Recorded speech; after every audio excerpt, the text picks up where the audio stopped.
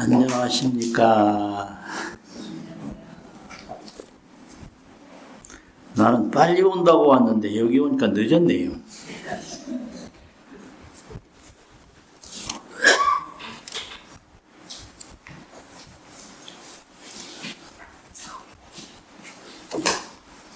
(118쪽에)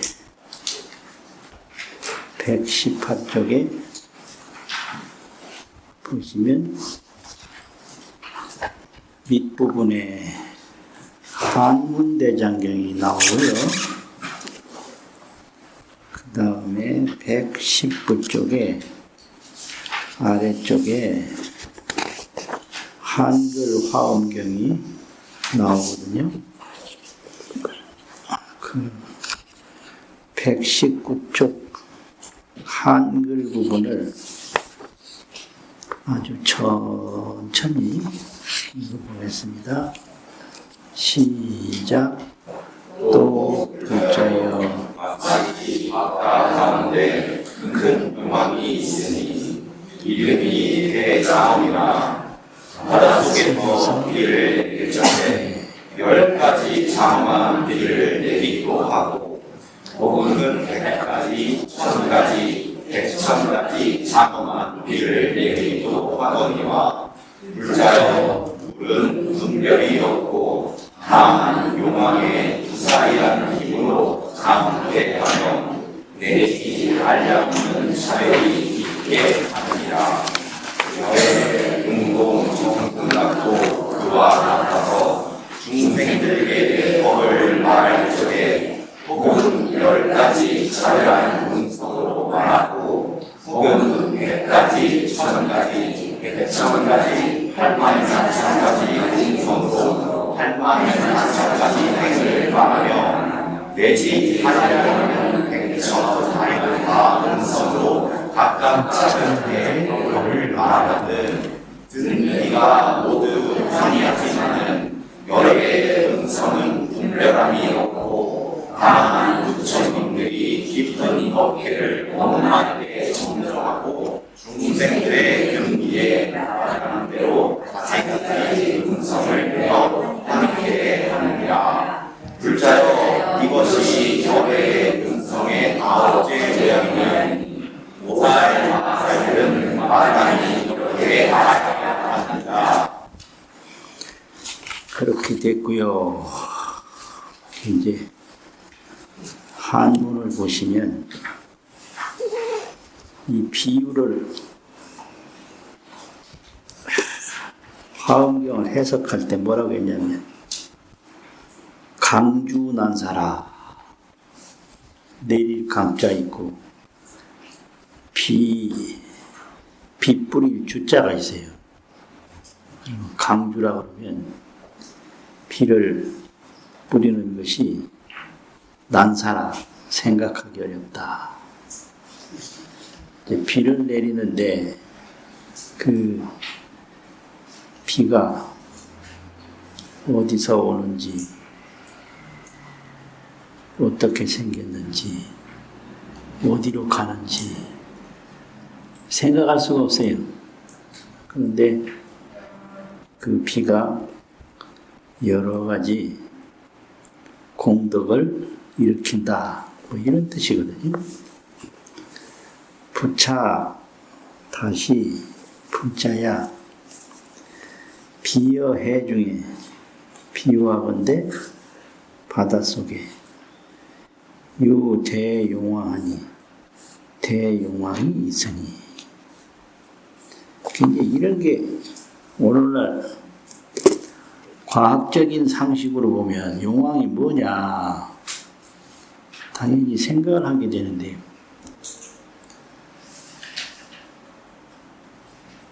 바다에는 용왕이 있고 하늘에는 천왕이 있고 사천왕 무슨 천왕 하늘 천자 임금왕자 땅에는 인왕이 있다. 그래서 용왕, 천왕, 인왕 그런 것이 이 사유 구조의 언어로 자리를 잡고 있었어요. 넓은 바다 우리가 가보면 용왕이 어디 들어있는지 알 수가 없잖아요. 그냥 망망대해일 뿐이지. 그런데 인류가 바다를 보면서 이 생각하는 틀이 바다에는 용왕이 있다. 이렇게 생각을 해왔어요. 하늘을 쳐다보면 역시 무한히 펼쳐진 푸른 하늘인데 저 하늘에는 천왕이 있다. 제석천왕, 보험천왕, 무슨 4대 천왕 이렇게요. 그리고 이 땅에는 사람인자, 임금왕자, 인왕이 있다. 이게 이제 생각하는 구조고 그 생각에 의해서 유통되는 언어거든요. 모든 이 환경을 보면 사유와 언어가 있는데 언어는 그냥 생기는 게 아니고요. 반드시 생각이라는 게 그 밑에 있어요. 사유가 있어야 언어가 생겨요. 그런 구조예요. 이게. 대용왕이 있으니 각 대장엄이라 유대용왕하니 명대장엄이라 이름이 대장엄이라는 용왕의 일이다. 오 대해 중에서 큰 바다 가운데서 가무지시에 비를 내릴 적에 혹강 10종 장엄무하며 혹은 10종류의 장엄한 비를 내리며 장엄이라는 건 웅장하고 무슨 일을 하고 사연이 있고 그런 건데 부처님의 장엄은 첫 번째 장엄이 지혜 장엄이에요. 부처님에게는 지혜로 장엄되어 있다. 그 다음에 자비 장엄이죠. 부처님에게는 자비로 장엄되어 있다. 그 다음 원력 장엄. 부처님에게는 원력이 있다. 원력으로 장엄되어 있다. 또 부처님에게는 신통 장엄이라 신통으로 장엄이 되어 있다. 그러는데 그 지금 나눠드리는 게 뭐냐 하면요. 오늘 이 흑판에 글쓰기가 좀 불편해. 제가 근육통이 와가지고 그래서 아예 글을 만들어서 나눠드리기로 해가지고 나중에 그거 설명하고 마칠 거예요. 사연이 그래 된 거예요.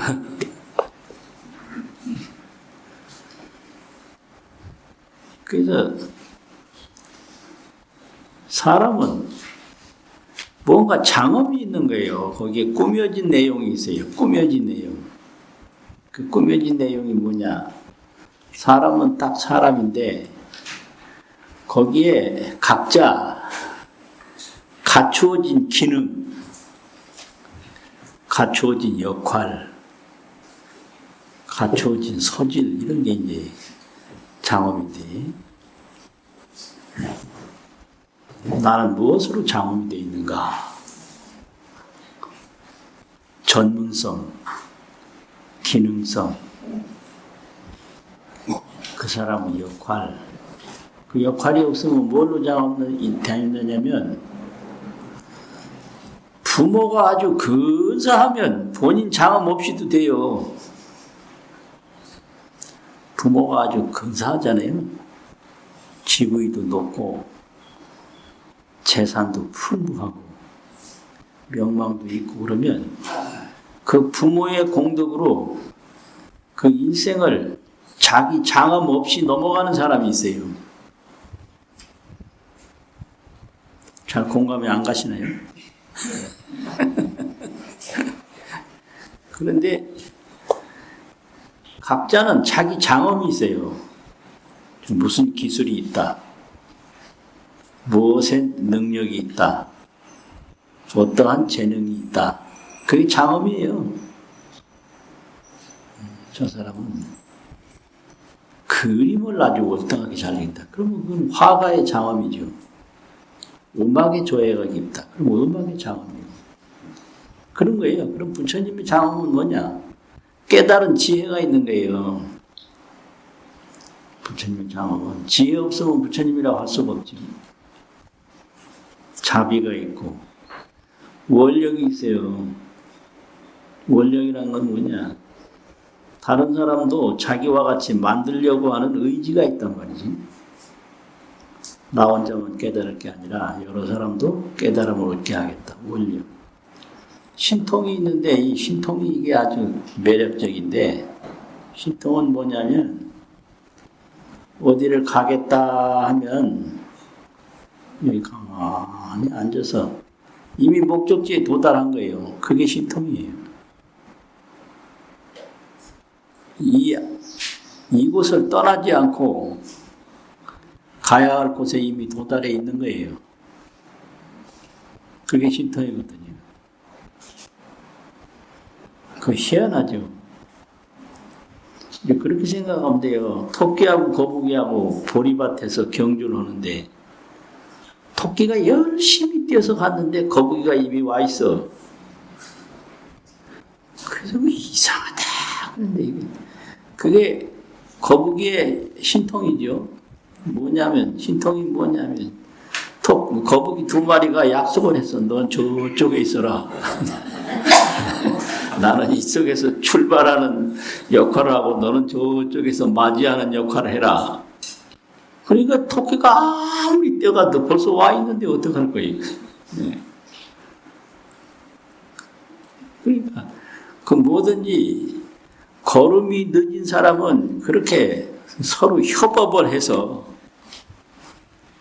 목적을 달성하는 그런 것도 일종의 장엄이에요.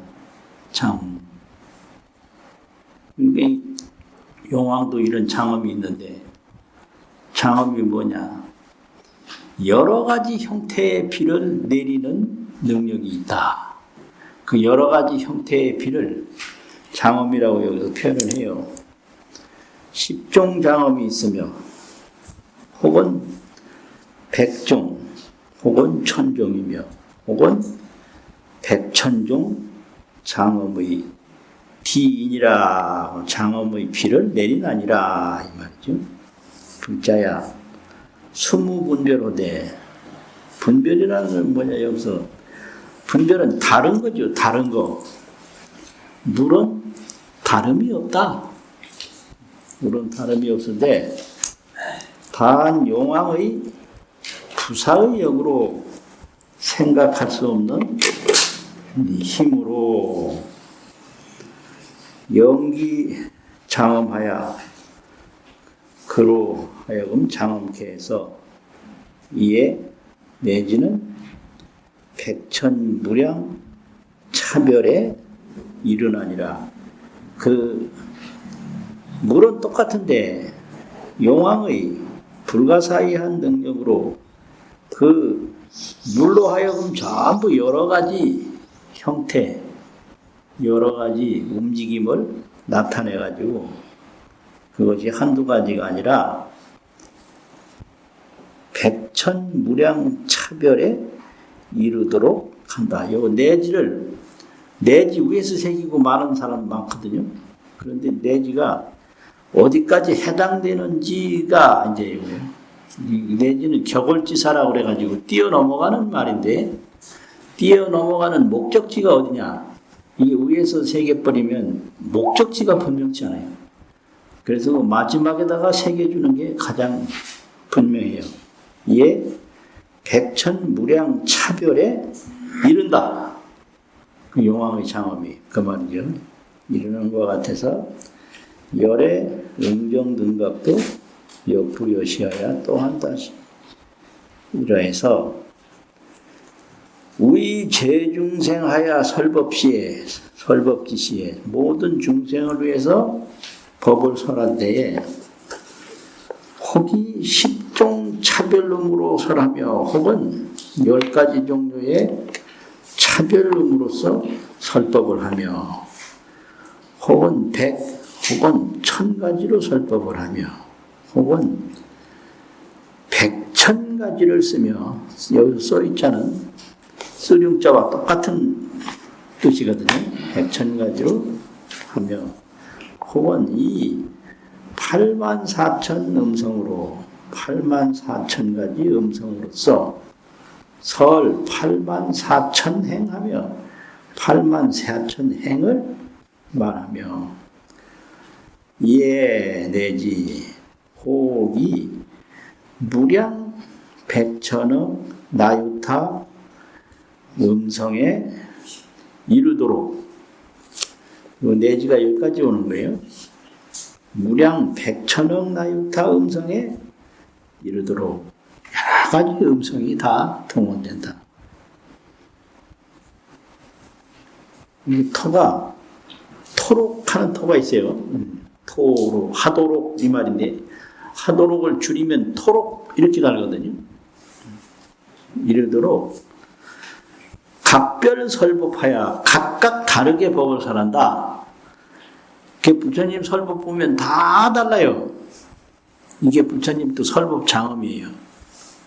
한두 가지로 설하는 게 아니라 다 법이 다른데 그건 용왕이 하나의 물로서 여러 가지 형태를 일으키는 것과 같다. 이런 말이거든요. 각각 다르게 설법을 해서 영기 문자로 그 듣는 자로 하여금 개생 환의하나니 다 환의를 내게 하나니. 그러니까 부처님의 설법 들으면 다 기쁘다고 그랬어요. 기쁘다고. 근데 설법을 들으면 잠만 오고 따분하고 영 공감이 안 되고 짜증나고 그러면 그거 어떻게 돼요? 부처님이 개생환의 다 환희심을 내게 한다. 틀리거든요. 그런데 설법이란 한 번 들으면 꼭 한 가지씩은 이익이 있어요.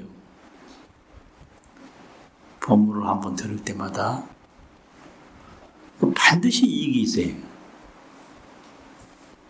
그래서 법문을 한 번 듣고 왔다 그러면 그 주제와 상관없이 누가 했던 거와 상관없이 꼭 한 가지는 이익이 있어요. 그러니까 법문을 많이 들어본 사람이 선근종자, 착한 뿌리를 심은 선근종자가 쌓이는 거예요.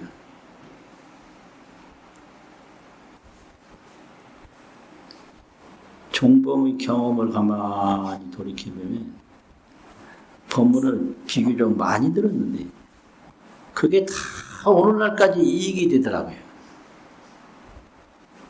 경봉 큰 스님 법문 들어보면 처음과 끝이 똑같아요. 근데 그게 이익이 돼요.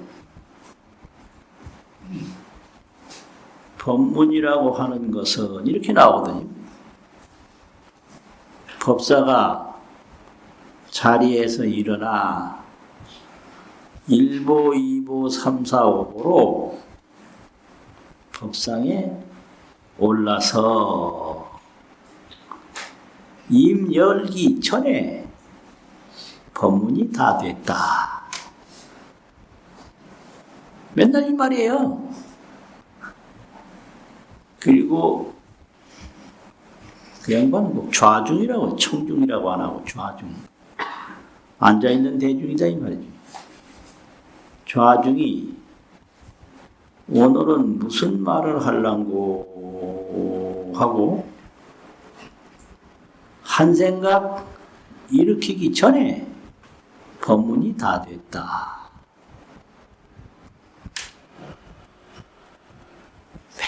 맨날 이런 말만 하세요. 그런데 첫 번째 들을 때 하고, 두 번째 들을 때 하고, 계속 들을 때 하고, 다 달라요. 그 느끼는 자기 이익이 달라요. 뭐 그런 본문을 안 듣고 이 나이가 됐다 하면은 그 상상할 수 없어요. 그러니까 그런 본문을 젊을 때 들었던 게 굉장히 큰 이익이 되는 거예요. 그럼 오늘날 보면 그분이 한 가지 빼놓은 게 있다. 뭘 빼놨느냐. 법사가 입 열기 전에 법문 다 됐다 그러는데 또 입을 열 때마다 법문이 다 됐어요. 열기 전에만 다 된 게 아니라. 그 말은 안 했어요, 양반이. 그리고 무슨 말을 하려고 이렇게 생각을 일으키기 전에 법문이 다 됐다 이랬는데 여기도 한 가지 빼놓은 게 있어요. 무슨 말을 하려고 하고 생각을 일으키는 생각마다 법문이 다 된 거예요. 그 말을 안 하셨다고 평생. 아껴놓고 가셨는지 당신도 몰라서 못했는지 그건 알 수가 없는데 안 하셨어요. 근데 하여튼 이 법문이라는 거는 들어야 돼요. 들으면 한 번 들을 때 반드시 한 가지 이익은 생겨요. 그 희한하지. 희한해. 그래가지고 나유타 음성으로 각별 설법하야 각각 다르게 설법을 해서 연기문자로 그 듣는 자로 하여금 다 환희를 내게 하느니라. 열의 음성은 무소분별이니라. 분별 다른 바가 없나니라. 열의 음성은 똑같다 이거죠. 물이 똑같듯이 용왕에 있어서 뭐 물이 다른 물이 아니에요. 그런데 그 용왕의 바다에서 일으키는 장엄이 다 다르듯이 열의 음성은 똑같은데 설법은 무궁무진하게 다르다. 무소 분별이니라. 분별할 바가 없나니라. 분별한 바가 없나니라. 다른 바가 없나니라. 그러면 안 다르면 뭐냐? 그 이루다 하면 그니 잘 안 돼요. 다만 다르지는 않은데 열의 음성은 다르지는 않은데 뭐가 있냐? 다만 제불이 모든 부처님이 심심법계에 원만청정하야. 요 심심법계 원만청정이라는 게 이게 부처님의 지혜인데 부처님의 지혜는 무슨 지혜냐? 심심법계의 원만청정한 지혜다. 그러면 심심법계는 뭐고 원만청정은 뭐냐? 심심법계라고 하는 것은 사람이 태어나기 전부터 사람이 태어났다가 죽은 뒤까지 이 하늘과 땅이 생기기 전부터 하늘과 땅이 없어진 뒤에까지 이거 상주법계라고 그래요. 항상 머무는 법계라고. 그 처음에 깨닫는다라고는 이 상주법계에 대한 느낌이 오는 거예요. 그게 상주법계. 근데 이제 보통 때는 무상과 허망이에요. 우리가 알고 있는 이 의식 속에 저장된 거는. 무상은 뭐냐? 인생이 무상하다고 그러는데 인생 무상은 뭐냐? 생로병사거든요. 그러니까 어떤 사람 사람이든지 인생은 무상한데 그 무상의 과정이 생로병사예요. 할아버지도 그렇고 증조 할아버지도 그렇고 손자도 그렇고 증손자도 그렇고 이 생로병사 없는 인생은 없어요. 그리고 세상은 허망한데 세상이 어떻게 허망하냐?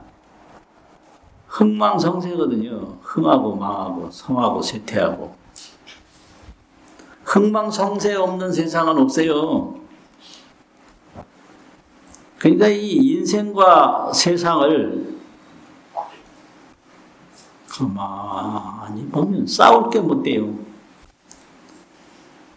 이 개인 인생이라도 아무리 세고 잘났어도 생로병사 하니까 그 사람하고 싸워서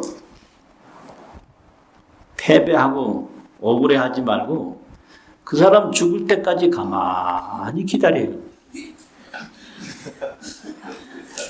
그럼 반드시 죽으니까. 그 왜 센 사람하고 싸워서 다쳐요? 그리고 이 세상에 아무리 왕성한 세력이 있다 하더라도 반드시 흥하면 망하니까 망할 때까지 가만히 기다려. 그러면 세상에 나타난 왕성한 것은 반드시 쇠퇴하고 멸망해요. 그 싸울 필요 하나도 없어요. 오직 내 지혜만 닦으면 돼요. 그런 거예요. 그게 세상인데 이 생각으로 경험하는 거는 그것만 본 거예요. 흥망성쇠만 계속 보고 생로병사만 계속 보는 거거든요. 그거 외에는 아는 게 없어요. 그런데 부처님은 여기서 깨달음을 얻었다 그러는데 그 깨달음이라는 게 뭘 깨달았냐?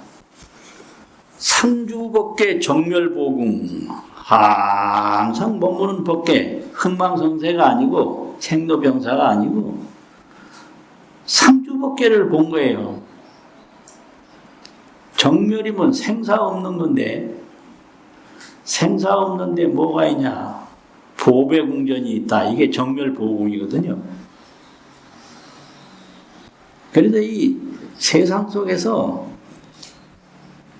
상주법계 정멸보궁을 봤기 때문에 이게 심심법계인 거예요. 심심. 생로병사 하는 속에서 흥망성쇠 하는 속에서 상주법계 정멸보궁을 봤다. 그리고 그 상주법계 정멸보궁에 원만청정했다. 그러면 이게 원만청정이라는 게 무슨 의미냐 그러면 처음에 그걸 보았다 하더라도 일순간에 지나갈 수가 있어요. 생로병사에서 그 상주법계 정멸보궁을 보기는 봤는데 순간 지나가니까 또 생로병사가 또 다가오더라. 이건 원만청정이 아니에요. 그냥 궁극적으로 생로병사 흥망성쇠라고 하는 건 이 상주법계 정멸보궁 뿐이다. 그래서 이 생로병사의 흥망성쇠에 전혀 구하는 마음이 안 생겨. 구하는 마음이 안 생겨요. 왜 그러냐? 저거 구해봐야 또 없어지니까. 생로병사로 없어지고 흥망성쇠로 없어지니까. 이건 뭐예요? 그러면 젊은 사람들이 서로 사귈 때 우리 영원히 헤어지지 말자. 그 말은 뭔 말이냐? 그건 가짜예요. 영원히 어떻게 안 헤어져요? 지가 먼저 죽을지 내가 먼저 죽을지 어떻게 알아? 그러니까 그런 가짜에 속지 말고 딱 보면 보이거든. 상주법계가 보이고 정멸보궁이 보인단 말이에요. 딱 보이면 그 다음에는 자기 인생이 생로병사하는 인생이 상주법계 정멸보궁이 되는 거예요. 그게 원만청정이에요. 깨달은 건 깨달은 것대로, 내 인생은 내 인생대로. 그러면 원만청정이 못 되고 순간청정은 되지요. 순간청정. 근데 일체 이게 생로병사의 흥망성쇠에 동요가 없고 구하는 마음이 없고 집착이 없어. 그러면 자신이 바로 상주법계가 되고 자신이 바로 정멸보궁이 되는 거예요. 그게 원만청정이에요. 원만청정. 그래서 다만 재불이한 것은 심심법계에 원만청정하야. 원만히 자기가 심심법계화됐다. 심심법계화가 된 거예요. 그래가지고 능수 중생근지 소위하야.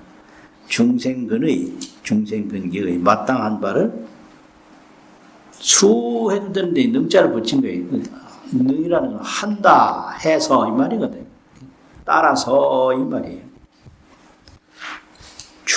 종중원음하야. 종중원음을 나타내서 계령하느니라. 다 일체 중생을 기쁘게 하느니라. 그러니까 여기서 중요한 거는 심심법계의 원만청정이라. 이게 이제 부처님의 지혜고, 이게 부처님의 자비고, 부처님의 원력이고 신통이고 이렇거든요. 분자야 이것이 열의 음성의 제9상이니 9번째 모습이니 제보살마살이 응여신이니라. 근데 이거 한글 아까 읽은 거요. 그 밑에서부터 하나, 둘, 셋, 넷, 다섯, 여섯째 줄이지, 여섯째 줄. 이 깊은 법계를 원만하게 청정하고 이랬거든요.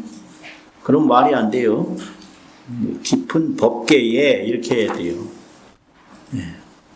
이게 뭔 소린가 하고 이게 한문을 보니까 그 법계에 해야 돼. 심심법계에 원만청정 이래 말이 돼요.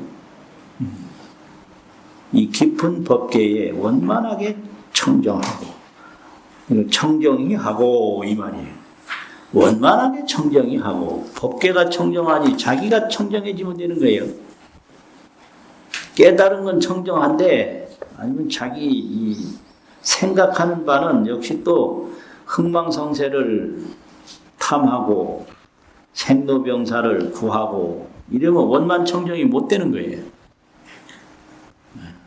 이 법계 자신이 상주법계요 정멸보궁이기 때문에 이 자기 자신도 상주법계가 되고 정멸보궁이 됐을 때 그걸 원만청정이라 이러거든요.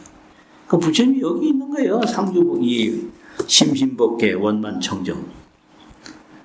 여기서 중생근기에 따라서 이 말로 이 음성으로도 설법하고 저 음성으로 설법하는데 음성은 똑같이 이 심심법계 원만청정 그 음성이다. 다른 게 없다. 이 얘기거든요. 마치겠습니다.